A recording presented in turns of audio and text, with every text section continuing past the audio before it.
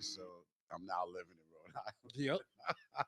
We're not gonna get into all the particulars, but Got you back. yeah, man. Got you back. 34-hour ride, 2,200 miles, and a 17-year-old dog. It is a country song and it's a Toyota commercial waiting to happen. That's all It's definitely a country song. I'll It's, it's me and my furry dog. say. So we already talked about this a little bit, so we decided that this is what we're gonna start the show with. Why But not? Let's we'll go. show Let's go. everybody, make sure you get a good view Yeah. of my oops, wait a minute. I'm sorry, folks. See, that's how you know this is real. We're We coming just back. We're coming back. We're yep. coming back. No, we gotta get the camera back. Let me say here. So we'll just keep talking, but had an experience today. And once you can see the shirt, you will understand why it was an issue. But I went into a store, my little local. I am an occasional cigar smoker, so my little local cigar establishment, and they are we frozen? Like what just happened here? I don't know, but I'm gonna keep talking. Um, I think it's so still yeah, it's working. catching It's up. still Okay, catching up. sorry. Yep. So it'll catch up. Y'all be good, whatever. But so here we are, right? This is my shirt. I would stand up It too. would say it says. There we go. Oops, I'm kicking stuff and whatever. There you go. Right. Voting, voting is my black job. There we go. Right. But my shirt says voting is my black job, right? And I'm casually wearing it, whatever. I told y'all, like, you know anybody, you make shirts, whatever, you get me one, I got you. I will wear it. I will wear it out. I will wear it in public. I will wear it on the stream. I will wear it. I'll wear it And too. so we go in the store, and I'm just walking in. And I actually know the guy, like it's a place I go to regularly, but it's in my town.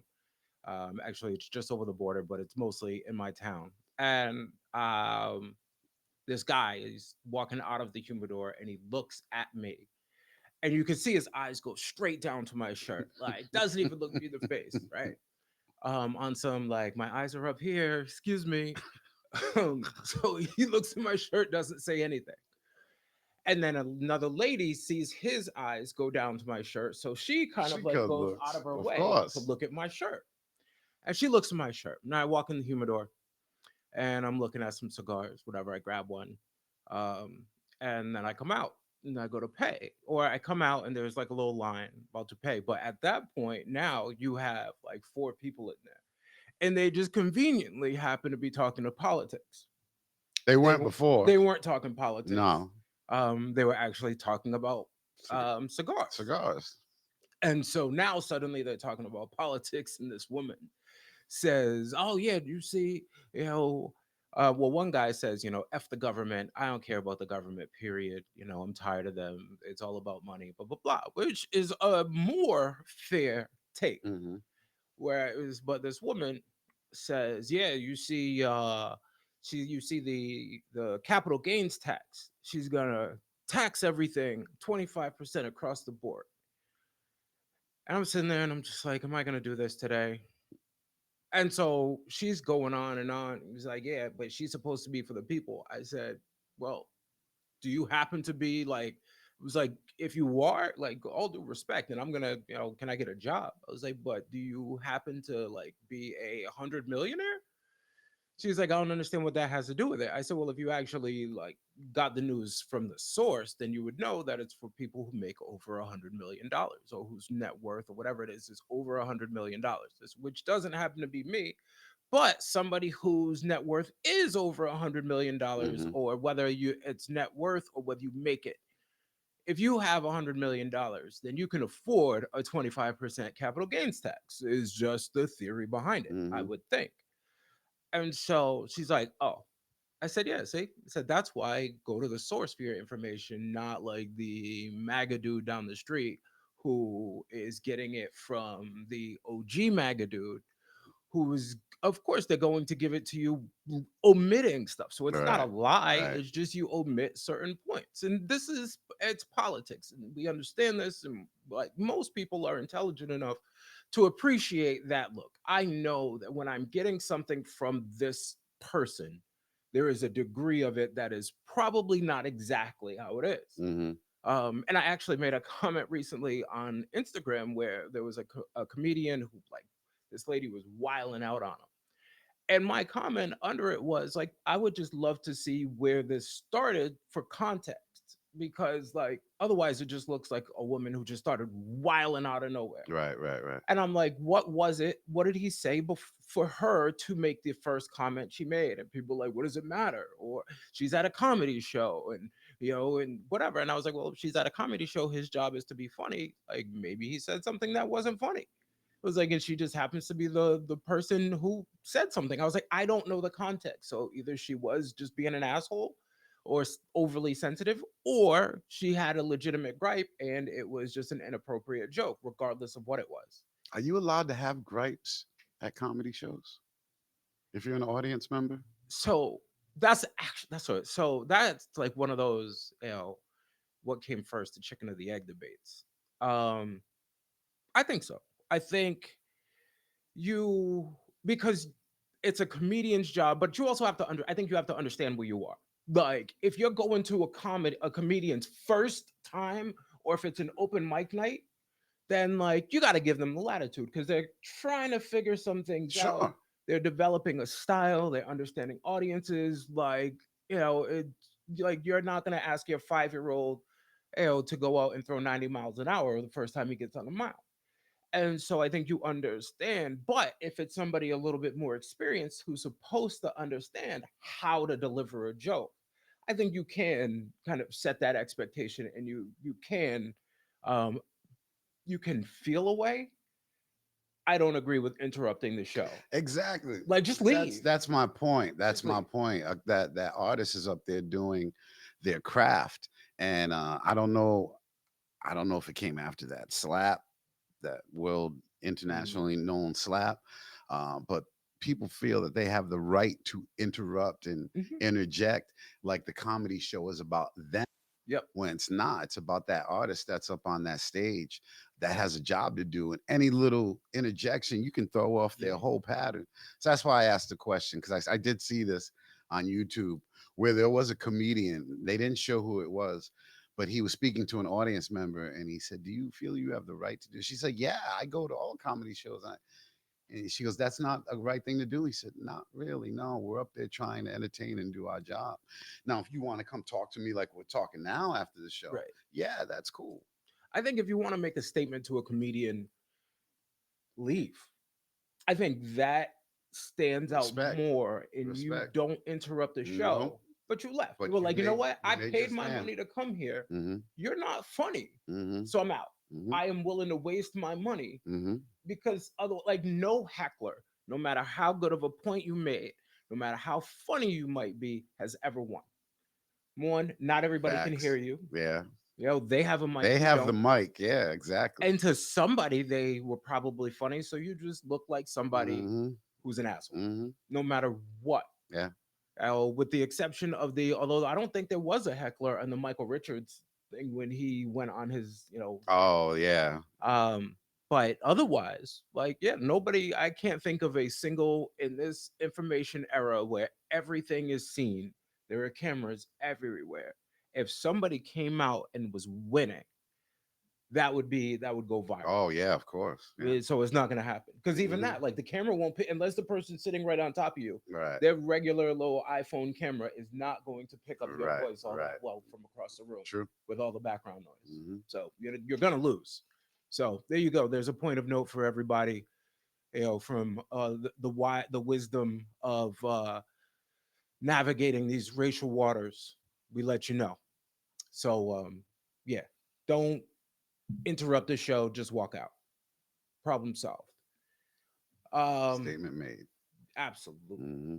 So, of something I've wanted to talk about for a little bit, and that is with all of this stuff going on with Kamala and talking about her blackness and how that has become just a thing now. Um, why do we, first of all, like, People are like, somebody said, well, I've never heard her say that she was black. And it's like, I don't know that I've had to tell you. I don't know that I have to tell you I'm black. Like, and when people talk about, equity and privilege, like that is an example of privilege. You have the privilege that you don't have to tell anybody that you're white. Right. Whereas now she is running and her race comes up. And so when we talk about it, we're like, oh, well, I'm poor and I grew up in whatever neighborhood. And it's like, yes. But what we're saying is, amongst the many challenges you've had to face, the color of your skin is not Is one of not them. one of them. And this is a perfect example Mhm. because the color of her skin has become an issue and it has become a topic. But why do we have to choose? I am the father of mixed race children, and my children are half Portuguese and half Negronian. And and like my kids know both. They Mhm. know all aspects of their family. They spend time with all aspects of their family. And they don't necessarily, first of all, society at some point is probably going to choose for them when they get pulled over. But Facts. like, why are you forcing these people? Because it becomes a personal decision for them. I would have to imagine that if somebody is saying to you, like, well, are you black or are you Portuguese? My kids would feel like they are alienating a whole side of their family that they love. Why can't you just be Why do they have to choose? right? Whose business is it?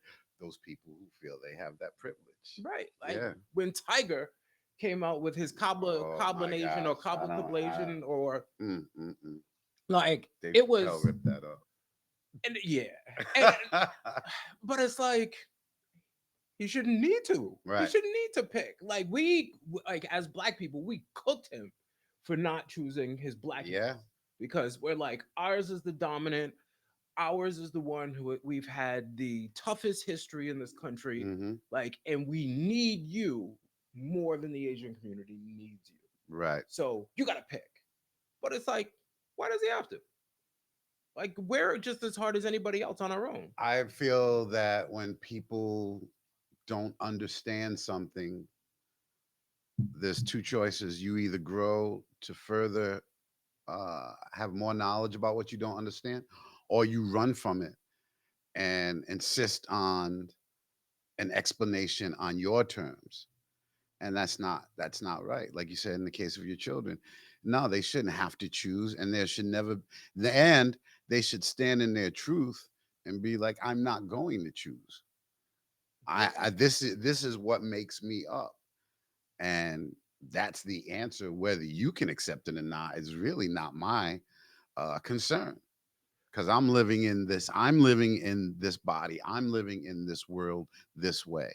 So nobody's gonna make me choose. Most people just aren't that secure. And but again, it's a privilege. You don't have to do that. Right. They do. Hmm. And they're gonna go through life at my daughter just started high school. It's been a very emotional week in my house. My Hmm. daughter started high school, my son started kindergarten. Uh-oh. Um, Jen has been an absolute puddle. I'm dad, so Shout out to Jen. Love we you. don't feel we don't feel I've been terrible. No, you Um, haven't, man. You're just doing it your way. That's all. but some of the conversations I've been having with my daughter from the standpoint of a college educated black man is at some point when you go to college, you're going to be put in these positions. And I know as a kid from Providence, growing up in a less fortunate neighborhood where most people were of color, um, I certainly judge. I mean, I quietly judged. I would look at people and be like, "Look at that from the suburbs. Like, they don't even Hmm. know any better. They don't even know they're black. Somebody got to teach them or whatever." Hmm. And it's like, but and now their parents worked for them to get to that place. Yep. Somebody had to be first. Somebody had to break the break the door down Hmm. for them to be able to live that way, because no black person in this country is like just started off rich. Of course. So Madam No, C.J. Walker. But yeah, no, I mean, no, but even that, she didn't even now, of start off. course not. Yeah, of course. Yeah, yeah, yeah, And so somebody had to start it. yeah. And so like, and now my kids are going to, not rich, but my kids grew up in the suburbs, and so had different experiences, were Hmm. exposed to other things, and they are going to be faced with these challenges. And Absolutely. I will do my best to get them, the appreciation for their blackness Hmm. and for the challenges that they're going to face. And luckily, unluckily, they have had the experience of witnessing what I've gone through in my town as a black man, Sure. and those experiences, so they're at least aware of, That they exist. certain degrees of oppression. Hmm. Uh, although, and we can talk about this after, but certain degrees of oppression. And I say that and I laugh because this woman who is or considers herself a liberal, progressive, whatever, was very upset with me at something because um, I was kind of going after people for the lack of programming by the Belonging Committee for people of color. Hmm. And I was saying, you're doing a great job on people with disabilities and the LGBTQ plus community, but not the black community. And I was like, and you were founded by a black man, me. And she got mad and was like, well, you're putting down the other ones and what have you. And why can't black people, like, you're assuming that there aren't gay blacks and disabled blacks. And I said, no, that's not what I'm doing. You are assuming that. It's like, but I'm saying, but why? Like, yes, you can have those and they can have that and they can celebrate it. Like, why can't we just have that one thing, like, where this is the focus, Hmm. and the gay black community is coming to that and adding that to that versus us adding to them. But the point being is that she said, oh, as like one of her parting shots, before I blocked her, was, oh, for somebody who's so oppressed, you seem to be living a pretty good life in this town. And it's like, so, And they wonder why you didn't run again. right? And it's like, so because I was able to buy a house means like I wasn't oppressed. It doesn't that mean like it, if you're gonna do anything, instead of putting it down or belittling my oppression, like he's done this despite these Despite, challenges, right, right. not, it dismisses these things. And that's why there's such this battle, because Hmm. when my grandfather was young, Al Brown, he told me, he said there was the reason he never dated he said there was a white woman at one point in his life where he was in love with her, and he said the reason that the relationship never materialized because in the back of his mind he knew that all it took all it would have taken was for her to be mad at him enough for the slurs to come out. Hmm. And now over time that group that shrinks a little bit more and more. But it's like you still kind of, that's a perfect example because I would have never, she was someone that I would have never seen. I would have never called it. Like she at least seemed very genuine. And I Hmm. guess she has a mixed race child. I think he's Lebanese or what have you. And Okay. so you like, and it's just like, okay, like when it's not personal to you, you don't care. But back to the original point, we were talking about the things that my kids are going to go through. Hmm. I was like, why do we always put ourselves in these positions where we're out blacking each other like we talked about, Hmm. making you identify yourself, making you pick something, because when you go off to school, like all the black kids, we hang together, and Yeah. it's like Cafeteria. we're the Black Panther Party, and if you're not part of us, like we're calling you a sellout behind your back. And I was in that clique. I was in that, like, look at them. Like all their friends are white, sell out. They don't even know. uh I, I don't know if I was part of that clique. I think we at URI, we were just trying to all band together. We would see you out there. It's like, hey, come on in. Here we are over here.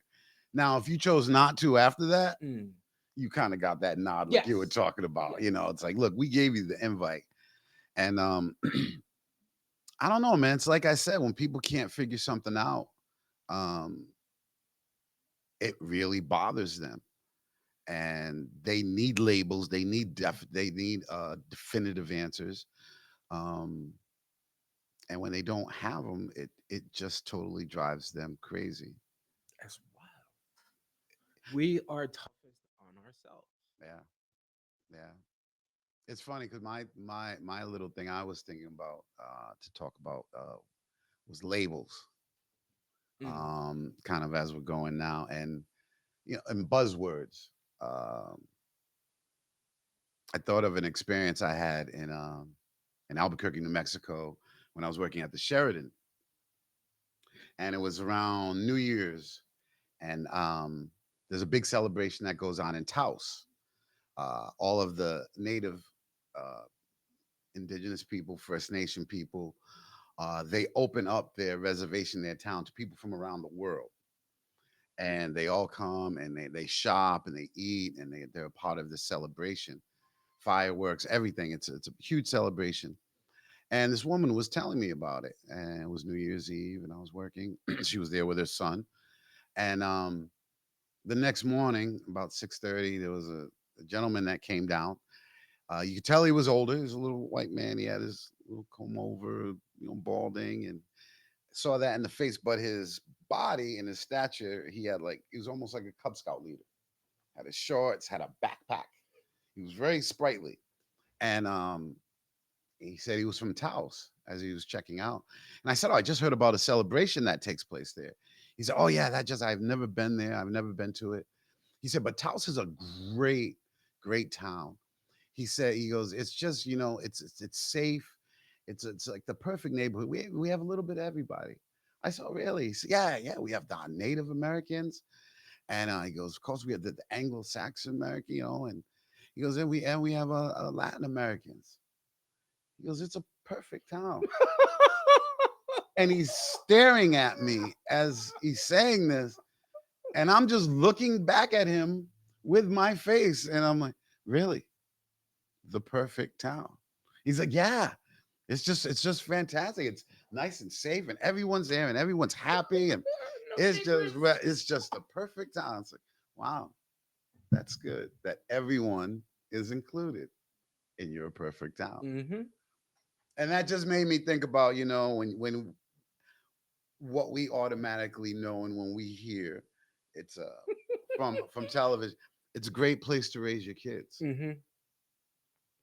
No blacks. Yep. No niggers. It's a safe neighborhood. Oh, it's a safe neighborhood. No black. Yeah. That's cold. Yeah. For me, and this I That's- went back to this, as many actors have gone through.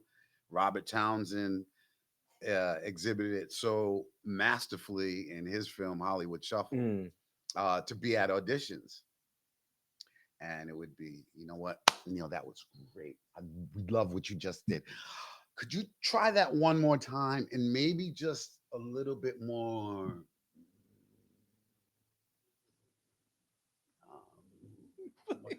Black. Yeah, yeah, yeah. I was gonna say something else, but yeah, yeah, maybe, like, if you don't mind, yeah. But it went from black to urban. No, black to Yes. street Okay. to urban. It Yes. could be maybe a little bit more Yes. Urban. street. Yeah. And it was just like, wow. And my mind started going. I was like, okay, do they know that they use these buzzwords, or is it can't be accidental? No, they And so do you not to cut you off, do you not realize that so many of us are aware of the buzzwords? I think I think they were attempting. And sometimes, you gotta just give people the at least the credit Absolutely. for the Absolutely. attempt Absolutely. because you'll push them away otherwise. Yep. And I think they were attempting to be considerate. Okay. At least their mind went there where it was like, okay, I'm not gonna say nigger, I'm not gonna say nigger, I'm not gonna say and they're trying to think of it because they like that probably didn't come to their mind until that moment. Hmm. So now they're trying to think about the way that's either not going to offend you or not going to get them punched in the face. Either Hmm. way, they don't want those consequences. Right, right. So it's like they're trying. But I used to work for a guy at a company, this dude Mark. and he was born in the UK, but he lived here most of his life, so his accent was mostly gone. And but like best dude I ever worked for. And one of the things that was fun about it was like I would call him my oppressor, and I would be like, "What's up, my oppressor?" And like the first time I did it, he just started dying. But it's like the comfort to be able to have that kind of relationship and that kind of conversation Yeah. where like he understands and he's like because he was very like clear on like he was very comfortable having conversations about like diversity and race and whatever. So that's how we got it wasn't like one day I just decided to call him my oppressor and I deal hope with he nah. didn't look at you and say, "What up, my Nah, oppressed?" nah. But he like he would call me Christian Leitner. Okay. And because like there were two quarters in a row where he was coming up short and he asked like, all of us, he was like, listen, I need somebody to just like come in and bring this deal across the line and blah blah blah. And there were like two quarters in a row where I did it. Hmm. So I was like, see, I'm clutch. I was like, I'm clutch, man. And I was like, I'm clutch like, and he was like, Christian Leitner. And I was dying because it's like he intentionally picked Hmm. the The whitest, whitest most one. like hated basketball player in history. But yeah, but it was like so when you're comfortable like having those kinds of conversations, now Yeah. there's the line of being too comfortable There you where go. it's like, and There I you call go. that I'm just making it up on the fly, but we'll call that the Joe Rogan line Okay. because I think he kind of fits that where he is friends with Dave Chappelle Chappelle. Yep. and Darnell Rollins Hmm. and some others who are embraced by the black community and their blackness is solidified. And so he feels like, well, oh, I'm friends with them, so I'm good and I can say whatever I want. Joe Rogan and many others. Yes.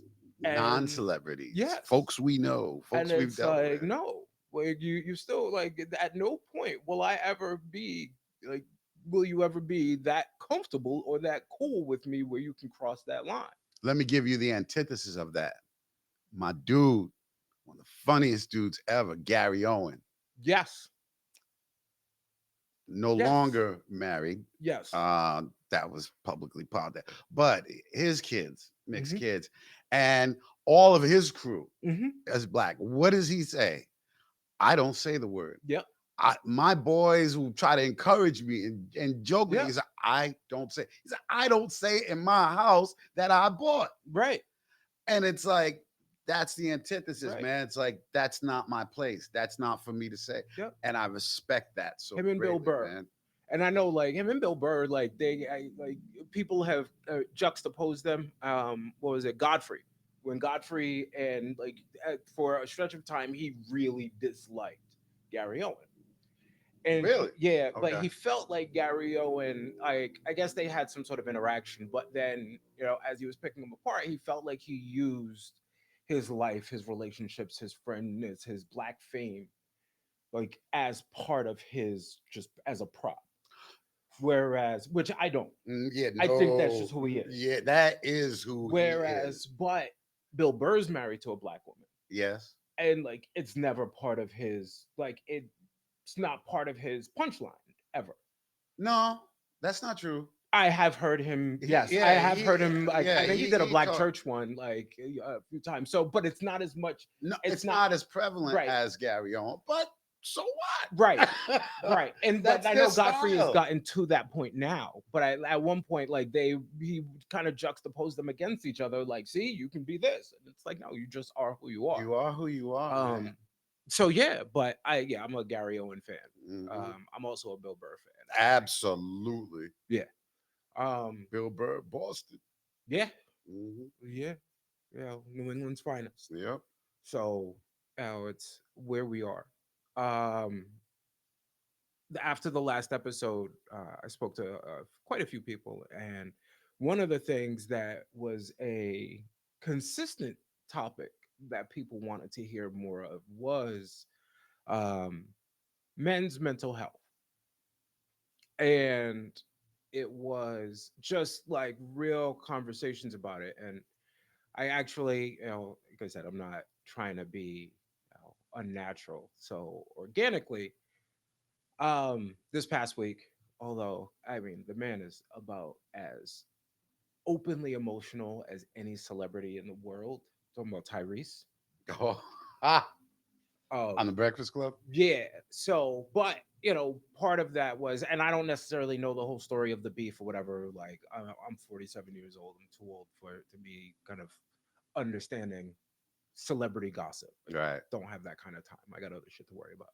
But what I am going to mention is how when he was talking, like he started to cry and whatever. And Charlemagne the God, who is also, someone who is very comfortable talking Mhm. about his feelings and his mental state and emotions. He's going through a lot of Yeah. therapy, and And yeah, he's a big proponent big of proponent for therapy. men's mental He health. offered him a tissue. And he was like, I don't need no damn Mhm. tissue. Yeah, Men, he was like, men cry. yeah, yeah.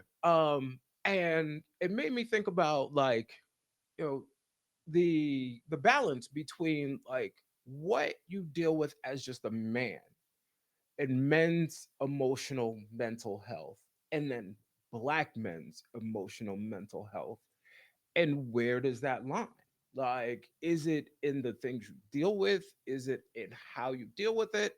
And I was thinking of a point where it's like, there's probably the same, like, as a dad, nobody cares what you're going through, nobody cares what your challenges, you just because, and I'll preface it with, I think because the visible majority are shitty fathers and shitty men and shitty husbands and just shitty.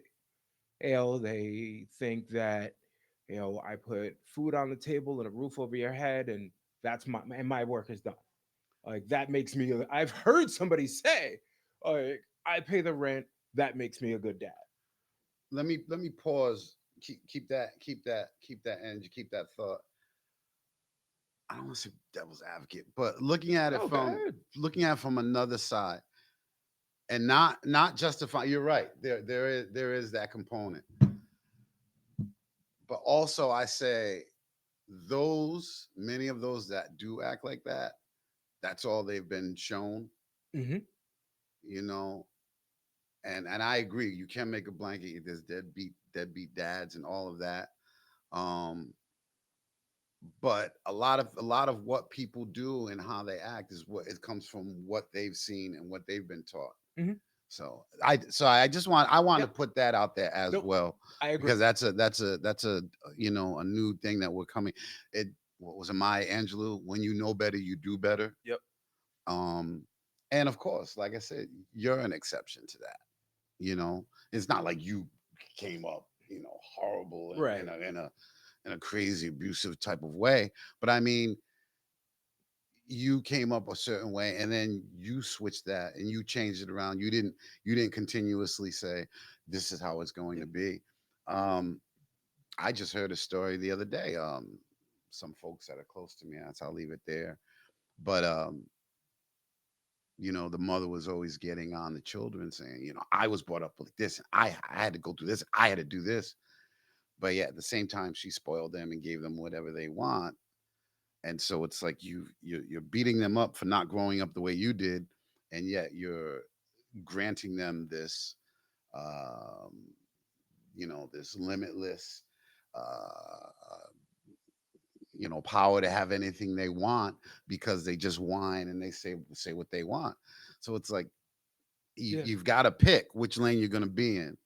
Are you gonna give your are you gonna pass on your wonderful qualities of what you learned from that struggle and pass that on to them?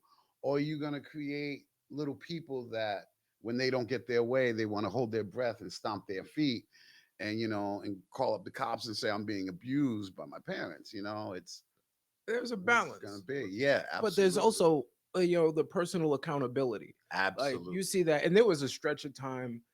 Look, my and please don't be mistaken. So people are clear listening.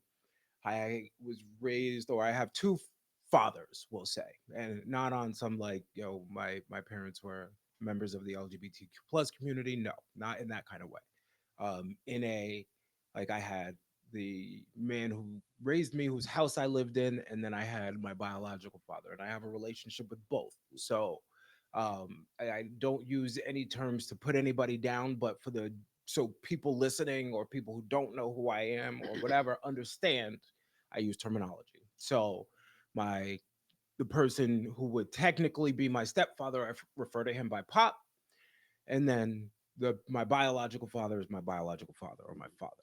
And so, there was a stretch of time where because of for that stretch of my life, seeing my father hit my mother, um, I was on like woman beater watch, and like my family would kind of watch my relationships. And there was a relationship I had when I was in college where my girlfriend's roommate was like failing out, and she told her mother, and this is how small New England, black New England is. She told her mother, who I didn't know, I had never met this girl before college, that she was helping her roommate deal with the fact that her boyfriend was hitting her, and so it was taken away from her studies because that was going on. And that's why she was feeling it. Right. And so one day, like, and I have no idea any of this. One day, my grandfather, Al Brown, who is deceased, took me aside. He said, "Listen, I'm gonna ask you this question."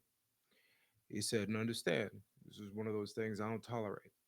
And for those who aren't, who don't know anything about me or him, like I am a tall guy. I'm 6'2". My grandfather was 6'4", very lean, but like kind of a stern stature, like from that era. And so he just like, I don't play. So when I was living with him at the time, it was while I was in college. He said, "So get your ass out of my house, depending on your answer to this question." He said, "But I need to know the truth." He said, "Have you ever put your hands on your girlfriend? I'm going to keep her name out of it." And I said, "No." I said, "What?" Like I was stunned Hmm. to be asked because that was never me. And actually, I went in the total other direction of I would never, after seeing, because of how much I loved Of my mother, course. I couldn't imagine. And I am a big dude, so it's Hmm. like I put my hands on you. You're gonna leave a mark. There's gonna be no question Yeah. about whether I did or did not.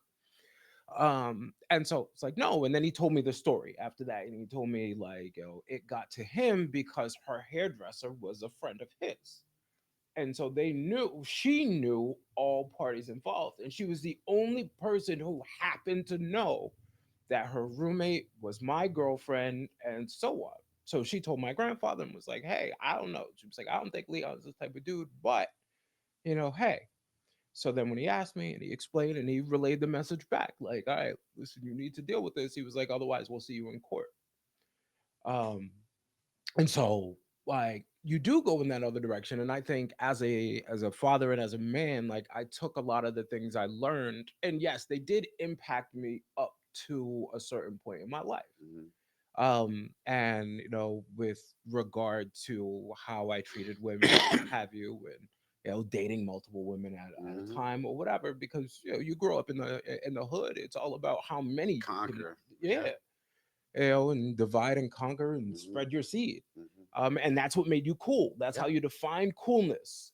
Was did you have game, and how many? Hmm. And like no matter how happy your relationship was, it was just like that's how you define and masculinity. And so, Yeah. but you eventually reach the point where like you grow up, your priorities change, and you recognize that what, like your job is to provide for these people, and you have to live a certain way, and you are an example as well. Hmm. And so yeah, I used the things I learned from the male figures in my life. I use the good and I use the bad. Certain bad things, certain things that I would do differently, I do differently because I know how they made me feel. Hmm. And it's made me, I think, a more understanding parent. And it's also made me but I also, my kids aren't being raised the way that I was because their life is different than mine. Exactly. Like my kids Your don't life have to is pay on the electric bill, right. and Right. stuff like that. Like they don't have those experiences, so how can I expect them to appreciate things the same way? Like we go on a trip, we went on a trip to Disney World, and my wife made the comment like, "Oh yeah, these kids have no idea." And I'm like, hell yeah, no, they don't. And I'm glad. Like I work hard for them to have no To have idea. no I idea. want them to have no idea Hmm.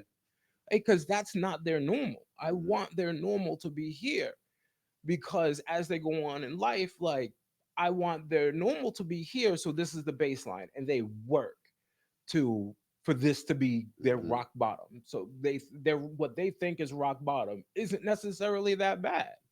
And I kind of have that dynamic. Like my wife's rock bottom, like her life was not, growing up was not the challenge that mine Of was. course, sure, yeah, yeah. And so when she, says, "Oh man, like things are tight in a like, we still have food kind of way. We're not asking the neighbor for help. Mm-mm. Like everything is okay. We're Right, just not able to do the extra." right. Whereas like our tight was like, You scraping pennies together yeah, to put into that little thing. That's yeah. my type of tight. What I'm saying, you were living on bologna, like Yeah, bologna and hot man. dogs was a meat. Yeah. So I'm not saying I was like dirt poor, Mm-mm. but at certain points in my life, we Certain were things you poor enough where understood. like Yeah. that was the reality, Hmm. and you had to get through that part. But that's part of the growth. That's part of the evolution that Yeah. you're trying to get to, and that's part of the thing that we're trying to get caught up on. When people talk when people often will say, "Well, slavery was hundreds of years ago, and even the civil rights movement was the '60s. Like everything, it's all gone now." And it's like, yeah, but we've been taught to think we are less than. We've been taught to compete amongst each other just on skin tone alone, if not have and have not, and so on. And you have been taught that you are better than us, and we have been taught that we're less than you for up until whatever point. And so when the button was pushed that said, "Okay, everybody, you're all the same," like you've taught generations otherwise. So Hmm. the fight is internal and amongst us to change that mindset. I'm glad you said that. It's internal as well. Yeah, like we Think have of to. think of our family. How many people are pinned against each other? You Yes. know, just real quick. Your mom and Yeah. Betty. Just real quick. That's happened all of our lives, and it's like you keep pinning people. It's like stop doing that. Yep. Celebrate everybody. Lift everybody up. It's not a wild idea. No, It's really and not. it does. It bugs me, and it's like people like to humility. It's whenever you talk about a black, I actually made this comment to somebody. I said I've never heard somebody make the comment that a white athlete needed to be humble. I was like, give me an example and I'll be fine. I mean, Tom Brady was as arrogant as anybody, and Hmm. nobody ever said he's cocky or he Mm-mm. needs to be humble. No. But like LeBron needs to be humble. Deion Sanders needs to be humble. Right. And Hmm. it's like I don't see a difference between them. No. Tom Brady's entrance music was "Allow me to reintroduce myself." That's what he came on the field to. Wow. Like I came out of my wedding to that. Not like it's like me walking into a meeting. "Allow me to reintroduce myself." Like Yeah. what people like me. Like so it's like why do I have to be? Why am I the one who's supposed to be humble? Like Chris. people were getting mad at LeBron. Did you see the video of him and the kid in France? I So don't there think was a kid so. in France who walked up to him, and LeBron was like, "No, not gonna do that. You're not gonna do that. Don't do that. Don't do that." And everybody thought LeBron was just being an asshole or whatever. Like, you gotta be humble. You gotta give everybody an autograph. You gotta do this. You gotta do that. Now you find out after that apparently the kid said a racial slur. But the other Uh, part of that is like LeBron was going out to dinner with his family. yeah. Like, Hmm. like he is supposed to always be on. Like my brother was not the superstar that LeBron is, but we hadn't seen each other in a while. It was the weekend the Red it was he was with the Redskins. And it was Hmm. the weekend the Redskins were playing the Steelers, which was my team, growing up, whatever. And so we hadn't seen each other in person. This is my brother in probably at least a year at that point. And so I'm standing, he got me sideline passes for the warm up. I'm standing there, he sees me, he comes over, we hug, we're chatting a little bit like during the warm up. And this lady keeps cutting in between. And she's like, "Can I get a picture?" And he's like, "1 second." And she like we're talking a little bit more, a couple seconds, not even minutes. And she's like, "Can I get a picture?" And she's like, "Step it in, step it in, step it in." And he's trying to be as nice as possible. Hmm. But he's like, "Oh, can I get like I'm talking?" And so finally he's like, "Listen, I'm talking to my brother." He's like, "I promise you, like I'll get this picture, like, but I'm talking to my brother." And she's like, "What?" And he was like, "No, this is like my actual brother, not like my That's brother, but like my brother. Like we came from the same woman. Like this is my brother. yeah. And like then she finally chilled, but it was like the fact that you have What to it go through took. all that, and What it took. if Yeah. he didn't provide all of that context, He would have been an exactly egotistical, just stuck making too much money. right. Yeah. But as a what? But if you're but like white athletes don't go through that. Chris Rock, what did Chris Rock say? He said, "Hey, whatever asked about." He said, "White people cared about the community, their community, Yes, like we do, and it's just no one bothers the white athlete. What are you doing for the community? It's like, right, and they are. I mean, folks are doing stuff, but they're right, not peppered about it. It's not a constant. right. Like that's something that needs to be proven. Your When worth. when somebody asked, like, "Oh, well, is your show?" Somebody asked recently, is all you talk about race and politics? I said, no, I said, but like that is the backdrop because we are both black men. Like that is just It is what it is. like that is my life. Mhm. Like it factors into everything because it just does. I It just think what is. what makes us and this show unique is how, for lack of a better word, how we've navigated through, and to Mhm. share that with folks, and to have maybe white folks listen and go, "Oh, okay, you know what? I didn't see it like that." That's a valid point. And to have black folks go, "Well, I never thought about approaching it like that." Mhm. That's a valid point. Maybe that, man, instead of me getting angry and just, using this and moving on this anger and this emotion, let me think about it for a second. Yeah, I Let me want you to move understand. differently. Like it's not me trying to beat you over the head into Mm, submission. nah. I want you to have a different perspective. Hmm. And the next perspective that I want to talk about, and then we can probably wrap it up, is going to be a big one. Because my question is, as we get back into the political scene and what have you, one of the things that people really don't understand is, what makes Make America Great Again racial. I won't even say racist, although it is, but I'll let you, and please you start. But what makes that statement, running on that platform, why is that triggering? Why is that a racial statement? How do you get race from that? We just want to go back to when America was great, and when we made things and when it meant something and when you could buy a carton of eggs for 25 cents and, and gas was $1 to fill your tank. Well, how was that a racist statement? How were Negroes treated during that time? Exactly. Like that seems so inherent to me. It's like, yeah, I wish things were more like they were in the 50s. Well, Right? how were we treated during that time? Right. A lot of that labor was you could charge less because we were paid less. Hmm. We were considered less. Right. Yeah. So that, I mean, that's when I hear make it great again. Like, I'll say this: I don't feel like in Rhode Island, too many people are worried about making it great again. For a lot of people, it's still great. Mm-hmm. It's Yeah. still great. Like I said, came back 30 years later, and I'm not seeing any messages, commercials, local commercials on television, encouraging or being put out to people that are non-white after like 30 plus years. Mm-hmm. And it's like, wow, this is, from my point of view, sad, but from someone else's point of view, great. Mm-hmm. So that's the racial component I see when you talk about make it great again. Yeah. It was a slogan Ronald Reagan used, Mm-hmm. "Make America Great Again." And yeah, and if you look at the people that are yelling it for it to be great again, not many look like you and I. No. No, not at all. And I think that's the part that people just don't get. It was never like theoretically it gets better every year. So Sure. theoretic, if you were going to like go to a black person and say "Make America Great Again," and be like, okay, like yesterday, Like that's when it was best for us. Right.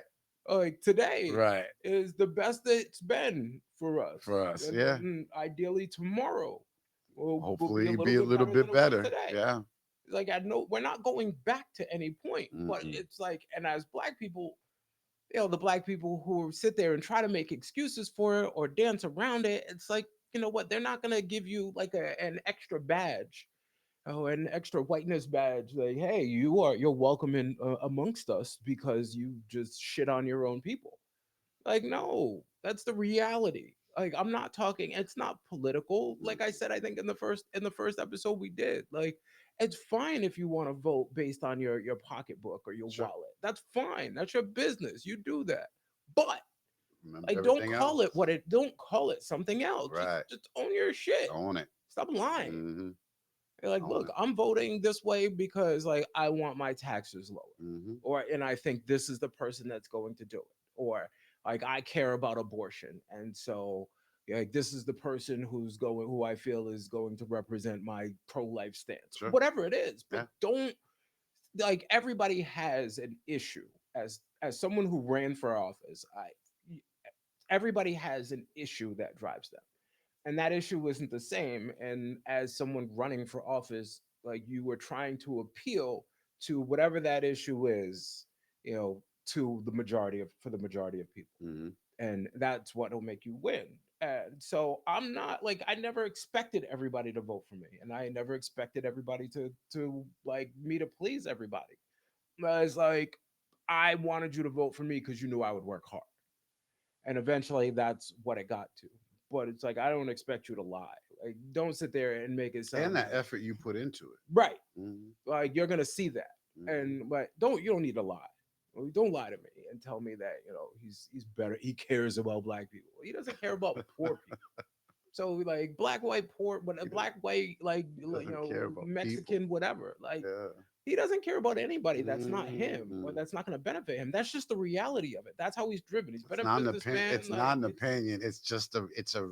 reality. And so why do we want to paint these people as such like philanthropists, or the next Nobel Peace Prize winner, when it's just like, face the reality of who people are. Like, you are who you are, and that's it. And I'm gonna vote for or against you based on who you are, or like, and the issue that drives me. You want to know why people don't face the reality? Because when you face the reality of something like that, you have to admit that you're wrong. And that's tough for a lot of And people. that's the general factor of it, about it, man. You have Right. to admit that you were wrong. That's what people have a hard time doing. Hard Owning your time shit. taking criticism and a hard time admitting you're wrong. What it, this is why I love what happens when we keep talking like this. What did you say earlier? Personal accountability, right? Yep. It's That's what it all comes down to, man. always Yeah. just like a phrase I like to use all the time is just own your shit. Mm-hmm. Like, that's Mm-hmm. it. Life is real simple. It, You just it own your is. shit. It is. It makes it so much simpler when you versus when you gotta lie and whatever. And I had an incident, about a week or two ago, where there was an incident somewhere that I was like, I don't even want to narrow it down further and upset people, but kind of the crux of it is, growing up, or people that I consider my friend, if I was wrong or like did some sort of asshole behavior, I would like to think like they would support me to a degree, but make sure I knew after the fact that I was wrong. Mm-hmm. Like, yo, you were wrong and you need to go apologize. And I think most of the people that like I tend to keep in my circle Would do are that. people like that. Mm-hmm. But not a lot of people want to do that. And when I look at, the town I'm in, and some people out there socially, it's like they want their friends, like, the phrase that everybody's mother probably used: if your friend was jumping off the Brooklyn Would you Bridge, follow would you follow him? And it's like, there's no, but it's also like, my friends would be like, nah, it's like, you're bugging. I'm not going with you, and Mm-hmm. you need You're to not chill. Like, doing you're it. being dramatic right now. Yeah. You're being real extra. Like, back up Mm-hmm. and chill. Let's go. Whereas others would be like, yes, you know what? I understand Why? And you do need, let's go together. Yeah. Like we're gonna jump off together. Uh-huh. And like that's, I don't know if that's a generational thing. I don't think so, because it's, I'm seeing it amongst all kinds of ages, but it's just like that's where people are. Hmm. They want you to just support them. Just agree. No matter what, yeah. Like I'm wrong, whatever, like, you're wrong, but you're my friend. So I am So gonna support support you. you, Yeah. and I'm just gonna be an asshole with you. And that's where we are. That's that bullshit. I'm more about, like you said, have the people around you that at some point, maybe not in the midst of whatever's going on, but they can pull you over later and be like, hey, Mhm. you was wrong on that. You was Yeah. wrong on that. You shouldn't have done that. You shouldn't have done that. Bah, bah, bah.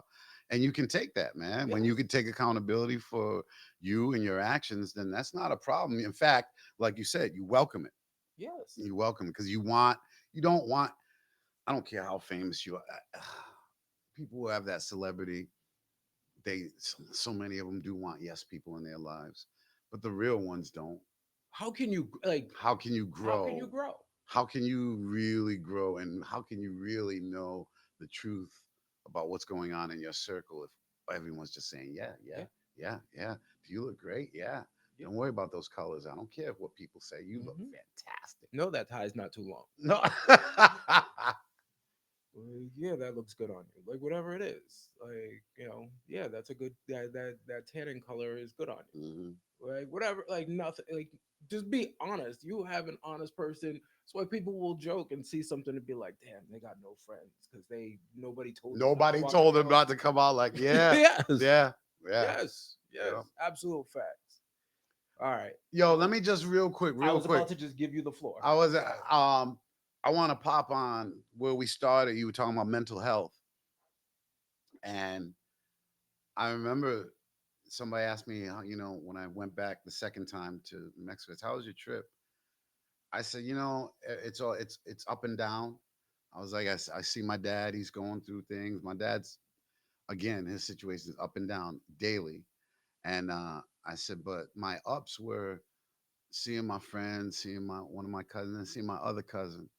I was like, we went to the park and we smoked a cigar and we just talked. And they said, really? I said, it was both of our wounded children playing together Hmm. and learning from each other. And they went, wow. And I said, yeah. He was sharing his stuff. I was sharing my stuff. We had an understanding for each other. And it was almost like this nonverbal, you know what? Found a kid just like me. Even though we're cousins, Yeah. it's like, I found a kid just like me. Yeah. Let's go play. Yeah. And that's what it was. And somebody said, damn, that was really profound. I was like, that's really, that's what I can't explain it any other way. One of the tough parts of being a man is that like women don't understand that part. Hmm. And it's like, well, why can't you do that here? Or why can't you do that with me? Or, why did it take you so long? And it's like, because I needed that. I Hmm. didn't know I needed that Yeah. until that moment, Yeah. but I needed that. And I Yeah. couldn't stop it Hmm. because I needed it. Hmm. And like going through life knowing it's like, oh, you're a guy. Oh, it's so tough for you. Yeah. Blah, blah. And it's like, you know what? Like going through life where people expect you to just be okay. Hmm. Like that's what it's like being a guy. Like people just expect you're just supposed to be okay. Wow. You're a bitch if you're not. Yeah. You're a bitch if you cry. You're a Hmm. bitch if you complain. You're a bitch if you vent. Like if somebody says, "Hey, how you doing?" and you're like, "Actually, I'm not doing too good." It's like, well, you know what? I got Oh, problems too. well, You know what? yeah. Shut up. Oh, I wasn't expecting that. I thought you were gonna Exactly. say It's you're like, oh fine. damn. It's like, oh, Oh, I'm so ooh, sorry. You know all what? right. Yeah, this is the Yeah. thing. I gotta take it. I gotta go.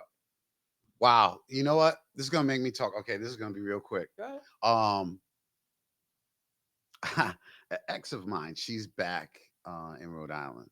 Um, she came to the hospital. My dad was there. She actually met me on the floor. She was seeing somebody at the hospital. She saw me. She gave me a hug. I appreciated that. Saw her, gave her a nice hug back. And we've talked on the phone a couple times. And we actually met up, went to lunch. And she has this thing now. I don't like she's being mean. She's digging. Damn. She's like trying to crack. She had one of her daughters on the phone. She was FaceTiming and I was driving and she was just like saying some funky stuff, trying to be funny and cracking stuff. And even her daughter was like, Mom, what are you doing? Stop. You're being mean. And so I was texting her last night and we went back and forth. And she again, she was like, "Oh, I'm over here." I said, "I'm not in town right now. Or else I'd have come get you." I knew you would. Thanks. And I said something about being spontaneous. She goes, "Well, I guess you don't know me that well." She said, "LOL." And I said, "Well, you know what?" And I said, "You know what? Maybe I don't because I'm not understanding this side you're giving me with all this cracking." I was like, "I could come at you, but I would get in a mode of being aggressive like I was with my boys. Yeah. And I get in a mode of I'm not gonna stop now. You'd be like, okay, that's enough. It's like, no, you got me here. Yeah. We're gonna play. And she said something like, "Oh, you're being mean now." She said, "Now you're being mean. How does it feel?" I said, "Listen, this goes right along what we're saying." I was like, I just not too long ago, a few days ago, drove 34 hours. My dad is in the hospital. I was like, all of these factors, and you're finding yourself wanting to be mean and come at me. I was like, part of me thinks it's okay. We used to be boyfriend, girlfriend. I know you've gone out and done your acting thing. You've done this. You've appeared here. You're doing that.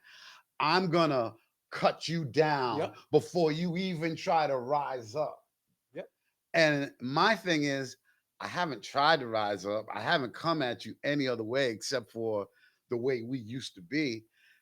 But I said, and my whole thing was, don't you think that I could probably use a hug? Right. Don't you think that I just want to go somewhere and just talk and just enjoy each other's company?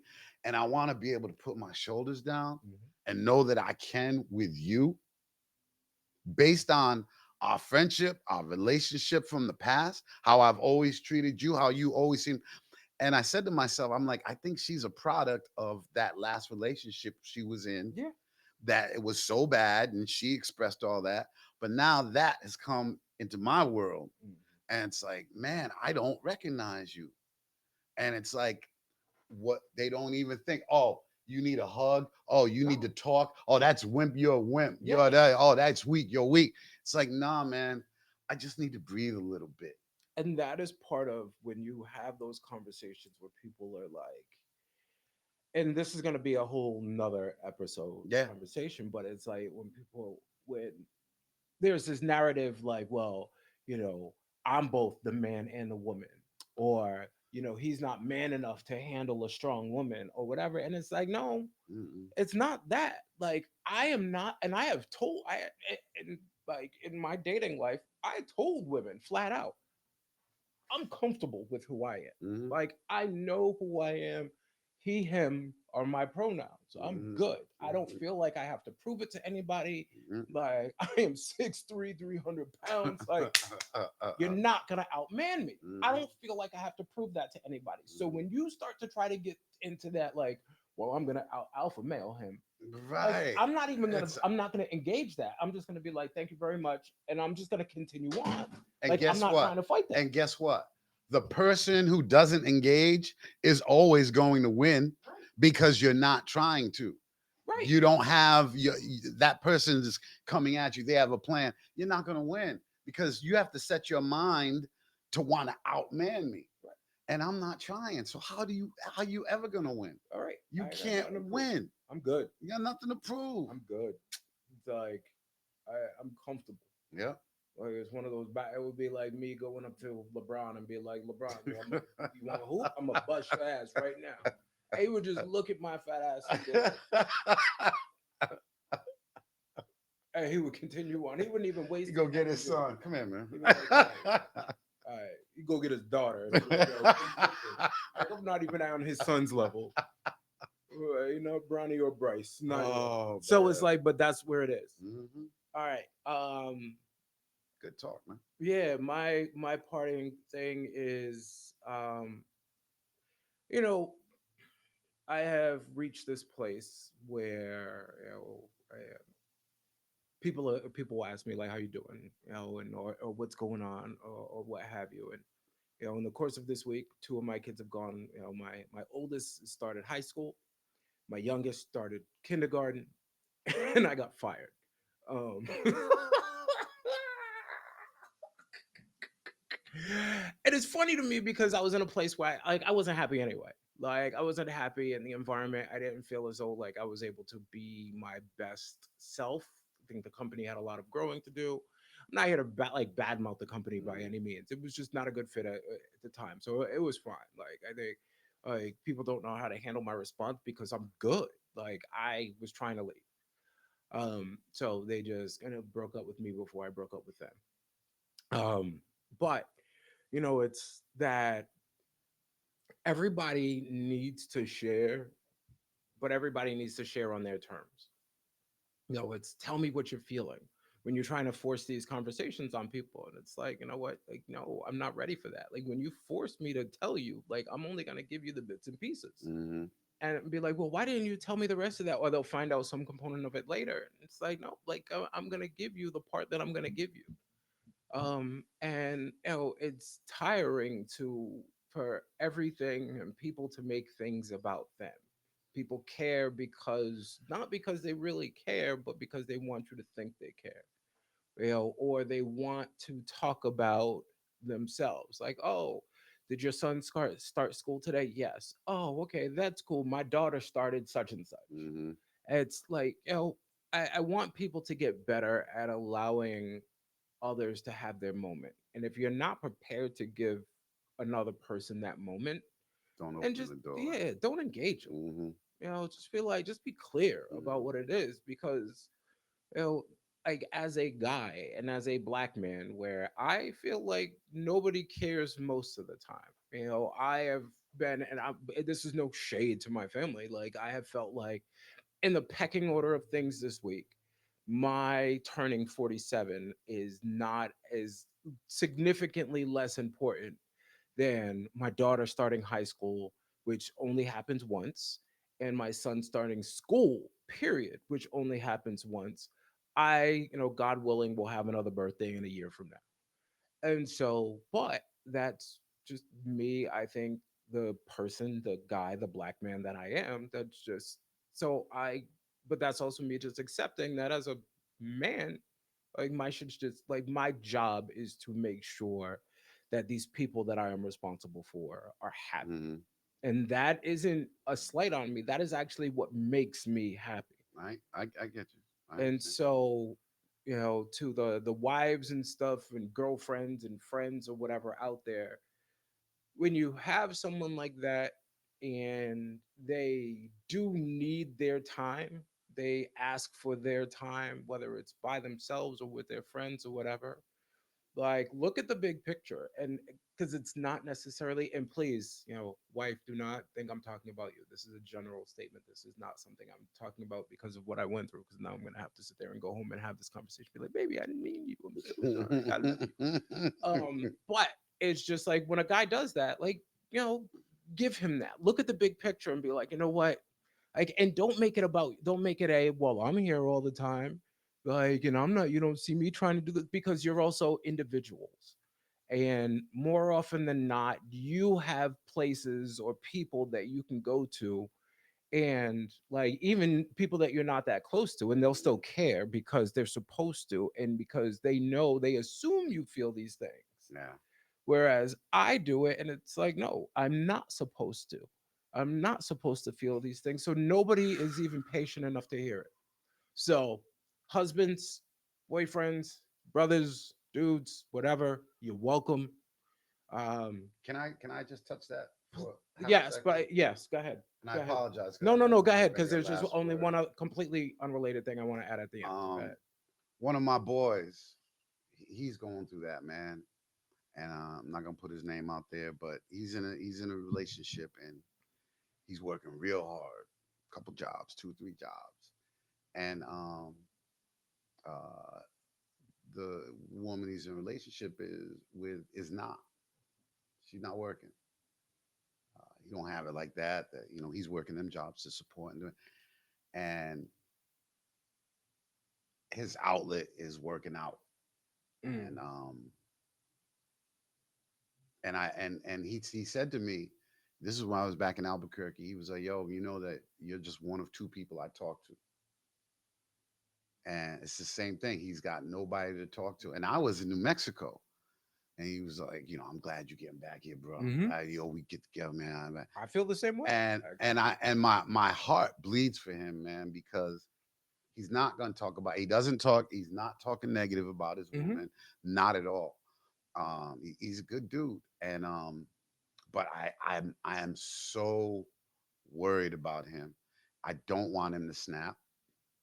I don't want there to be a moment of just all this stuff comes out and it comes out in a bad way. I hope I can continue to be there for him to talk it out. I hope their relationship gets better, gets stronger. Um, but yeah, that's that's that's that nth degree of when it's not handled and you don't have somebody to talk to and you Hmm. don't really get stuff out. That's when things result in diseases, um, heart conditions, Yeah. cancer, MS, everything, man. And I worry about my brother. All I right. worry about my brother. Prayers out to my man. Yeah. Please, like, listen. If you actually like, a lot of people have reached out and they're like, "Yo, I love what you guys talk about. It's so dope. Whatever." If you enjoy it, please like, follow, subscribe, Yeah. share. Like, tell a friend to tell a friend, because obviously, activity is going to drive, you know, other activity. So, if we know if people are following, subscribing, listening, whatever, like, of course, we're going to do it more. And we're only going to get better, y'all. Exactly. Hang with us. So, look for Navigating Racial Waters on Instagram and on YouTube, and on Spotify. And if we add any other places, I will be sure to let you know. You can also follow, on IG, whatever, if you find me, but I'm not going to give you my whole name. You'll have to figure that out. Because then I'll go home and get, oh, what you trying to get people like just trying to follow you? You don't need no random people seeing pictures of my kids. No, it doesn't really sound like that, but anyway, so please like, I'm going share, to take that shovel subscribe. out your hand. Yo, I'm gonna go home and get punched. And it's like she's super emotional because today was LJ's first day at kindergarten. Ugh. So luckily she's not gonna listen to it today. So she's not gonna punch me in my face like Today. right. So, but when she does, like, I'm just gonna be asleep and wake up. Bow. So, but I love you. Please like, share, subscribe. Appreciate y'all. Thank you very much. One more shout out to my man DJ Buck, Buck, for Buck. doing what he did for us. So thank you very much. Thank you for the theme, brother.